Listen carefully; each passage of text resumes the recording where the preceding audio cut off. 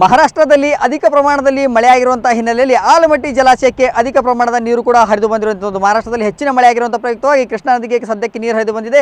ನಾವು ಕಳೆದ 15 ದಿನಗಳ ಹಿಂದಷ್ಟೇ ಇಲ್ಲಿ ಒಂದು ರಿಯಾಲಿಟಿ ಚೆಕ್ ಮಾಡಿರುವಂಥ ಸಂದರ್ಭದಲ್ಲಿ ಸಂಪೂರ್ಣವಾಗಿ ಆಲಮಟ್ಟಿ ಜಲಾಶಯ ಬರಿದಾಗಿತ್ತು. ಅಂದರೆ ನೀರಿನ ಸಾಮರ್ಥ್ಯ ಡೆಡ್ ಸ್ಟೋರೇಜ್ಗಿಂತ ಕಡಿಮೆ ಪ್ರಮಾಣದಲ್ಲಿ ನೀರು ಸಂಗ್ರಹವಾಗಿತ್ತು. ನನ್ನ ಬಲಭಾಗದಲ್ಲಿ ನೋಡ್ಬೋದು, ಈಗ ಆಲಮಟ್ಟಿ ಜಲಾಶಯ ಬಹುತೇಕ ಈಗ ತುಂಬುವ ಹಂತಕ್ಕೆ ಬಂದಿದೆ. ಅಂದರೆ 100 TMC ಅಷ್ಟು ನೀರು ತುಂಬುವ ಹಂತಕ್ಕೆ ಬಂದಿದೆ. ಸುಮಾರು ಕಳೆದ 15 ದಿನಗಳ ಹಿಂದೆ ಅಷ್ಟೇ ಕೇವಲ 20 TMC ಅಷ್ಟು ಕೂಡ ನೀರಿರಲಿಲ್ಲ. ಜೊತೆಗೆ 2 TMC ಅಷ್ಟು ಮಾತ್ರ ಏನಂದರೆ ಸದ್ಬಳಕೆಗೆ ನೀರಿತ್ತು, 20 TMC ಅಷ್ಟು ಡೆಡ್ ಸ್ಟೋರೇಜ್ ಇತ್ತು.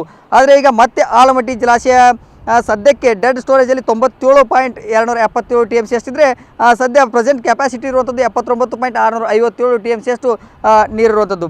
519.60 ಮೀಟರ್ ಎತ್ತರದ ಜಲಾಶಯದಲ್ಲಿ ಸದ್ಯಕ್ಕೆ 517.97 ಮೀಟರ್ನಷ್ಟು ಕೂಡ ನೀರು ಸಂಗ್ರಹವಾಗಿದೆ. ವಿಜಯಪುರ ಜಿಲ್ಲೆಯಲ್ಲಿ ಒಂದೆಡೆ ಮಳೆ ಇಲ್ಲ, ಆದರೂ ಸಹಿತ ಮಹಾರಾಷ್ಟ್ರದ ಪಶ್ಚಿಮ ಘಟ್ಟದಲ್ಲಿ ಏನು ಮಳೆ ಆಗ್ತಾ ಇದೆ, ಅದರ ಮೂಲಕ ಹೆಚ್ಚಿನ ಪ್ರಮಾಣದಲ್ಲಿ ಆಲಮಟ್ಟಿ ಜಲಾಶಯಕ್ಕೆ ನೀರು ಕೂಡ ಹರಿದು ಬರ್ತಾ ಇರುವಂಥದ್ದು. ಜೊತೆಗೆ ವಿಜಯಪುರ ಜಿಲ್ಲೆಯಾದ್ಯಂತ ರೈತರು ಕೂಡ ತಮ್ಮ ಬೆಳೆಗಳಿಗೆ ನೀರನ್ನು ಹರಿಸಿ ಅಂತೇಳಿ ಒಂದೆಡೆ ಹೋರಾಟವನ್ನು ಕೂಡ ಮಾಡ್ತಾಯಿದ್ದಾರೆ.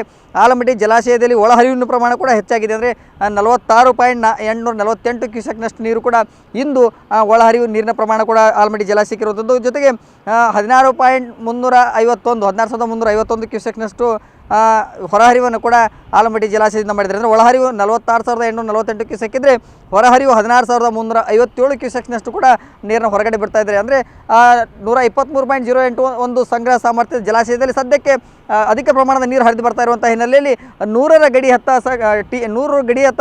TMC ಅಷ್ಟು ನೀರು ಈಗ ಸದ್ಯಕ್ಕೆ ಆಲಮಟ್ಟಿ ಜಲಾಶಯದಲ್ಲಿ ತುಂಬಿಕೊಂಡಿರುವಂಥದ್ದು. ಒಂದೆಡೆ ಈ ಕೆರೆಗಳ ಮೂಲಕ ಅಂದರೆ ಕಾಲುವೆಗಳ ಮೂಲಕ ನೀರನ್ನು ಹರಿಸಿ ಅಂತೇಳಿ ಇದೇ ಹಿನ್ನೀರಿನ ಪ್ರದೇಶದಲ್ಲಿ ರೈತರು ನೀರಿಗಿಳಿದು ಸಹಿತ ಹೋರಾಟವನ್ನು ಮಾಡಿದರು. ಈ ನಿಟ್ಟಿನಲ್ಲಿ ವಿಜಯಪುರ ಜಿಲ್ಲೆಯಲ್ಲಿ ಮಳೆ ಇಲ್ಲ, ಈಗಾಗಲೇ ಒಂದೆಡೆ ಬರಗಾಲದ ಛಾಯೆ ಕೂಡ ಆವರಿಸಿರುವಂಥದ್ದು. ಏನು ರೈತರಿಗಾಗಲೇ ಏನೋ ಒಂದಿಷ್ಟು ಬಿತ್ತಿದ್ದಾರೆ, ಆ ಬಿತ್ತಿರುವ ಬೆಳೆಗಳಿಗಾದರೂ ನೀರು ಕೊಡುವ ನಿಟ್ಟಿನಲ್ಲಿ ಸಂಬಂಧಪಟ್ಟಂಥ KBJLನ ಅಧಿಕಾರಿಗಳು ಪ್ರಯತ್ನ ಮಾಡಬೇಕಿದೆ. ಅಂದರೆ ಕೆನಲ್ಗಳ ಮೂಲಕ ನೀರನ್ನು ಹರಿಸಿದರೆ ಆ ಬೆಳೆಗಳಿಗೆ ಆ ರೈತರು ಬಳಸ್ಕೊಳ್ತಾರೆ. ಈ ನಿಟ್ಟಿನಲ್ಲಿ ಸಂಬಂಧಪಟ್ಟಂಥ ಅಧಿಕಾರಿಗಳು ಸಹಿತ ಮುತುವರ್ಜಿಯನ್ನು ವಹಿಸಿ ಕೆನಲ್ ಮೂಲಕ ನೀರನ್ನು ಹರಿಸ್ತಾರೆ ಎಂಬುವಂಥದ್ದನ್ನು ಸಹಿತ ಕಾದು ನೋಡಬೇಕಿದೆ. ಕ್ಯಾಮರಾಮನ್ ಸುರೇಶ್ ಚಿನ್ಗುಡಿ ಜೊತೆ ಸುನಿಲ್ ಭಾಸ್ಕರ್, ಪವರ್ TV, ವಿಜಯಪುರ.